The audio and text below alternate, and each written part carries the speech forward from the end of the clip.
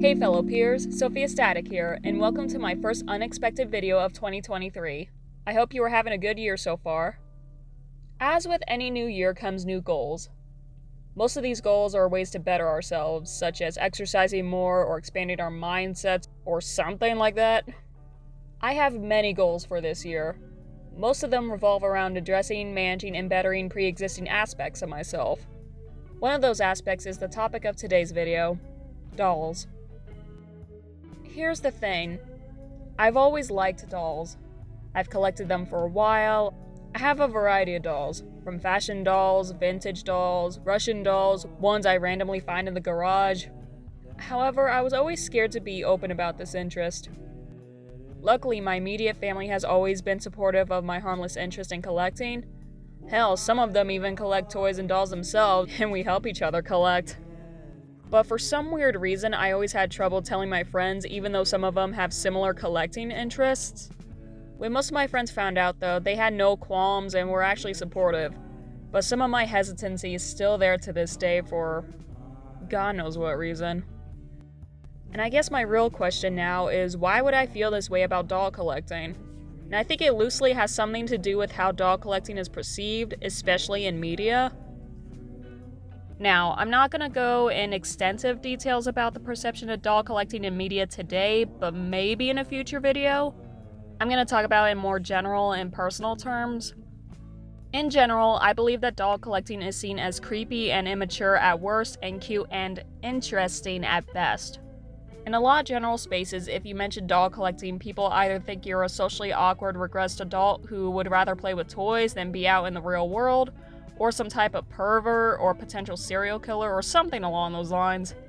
Or the rare in-between where they think that will threaten you if you don't like our collection or something. That's what I've heard from a non-doll collector. I've noticed that a lot of collectors are either art appreciators who see dolls as art pieces, nostalgia collectors who want to relive aspects of their childhood, or just resellers. And they all have varied personalities and backgrounds. Overall, most of them are nice and helpful. I feel like the only real exception people will have for doll collecting is if you collect high-end Barbie dolls and action figures or specific mainstream brand dolls. There's nothing wrong with collecting any of those because I hate seeing harmless collectors being pit against one another over their preferences. I fall under, I guess, the art appreciation and nostalgia side of collecting. If I'm purchasing a toy, I have no intention of reselling it unless I'm in dire straits. And if I find a toy that I simply don't have a connection or interest in, I either donate it or sell it for a reasonable price because I ain't a fucking scalper. When deciding to keep or buy dolls, I mostly go by whether I think they're neat or not. I don't think I like a specific brand because I have a variety of dolls. However, I do have an affinity for strange concept dolls, like supernatural or alternatively styled dolls, or alternative takes on typically non-alternative dolls. It's been easier to collect said dolls since the release and success of Bratz with their various looks, and especially with the success of Monster High in the 2010s. I've also realized that I'm not a completionist when it comes to collecting. It takes a lot for me to even consider buying a majority of a collection. In most cases, I think only 1 to 3 dolls are well designed and appeal to my personal interest. But to go through with actually purchasing a doll that I actually like, that's a separate endeavor. There is an undeniable financial side to collecting, whether it be selling, customizing, or simply buying dolls. These pieces of pretty plastic can get pricey, especially if they're custom made, limited edition, special edition, or just simply older. Even standard dolls can get gouged for way more than they're actually worth. For instance, I'm currently trying to buy Generation 1 Monster High dolls I've always wanted but never could get. Even though I've been lucky with my finds, some of these ghouls are way too f***ing expensive. Especially the ones that look like they're victims of Chernobyl on a good day.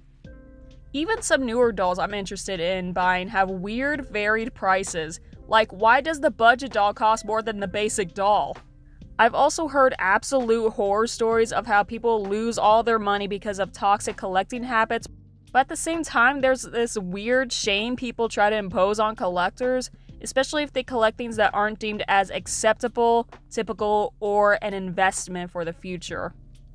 It's just seen as a waste of money to buy dolls that you simply want to own and display regardless of their cultural value or financial benefits.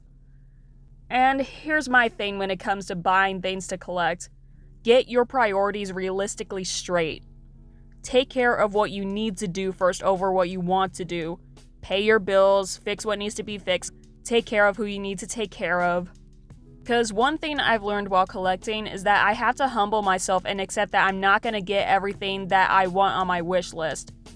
At best, not right away, and at worst, not ever.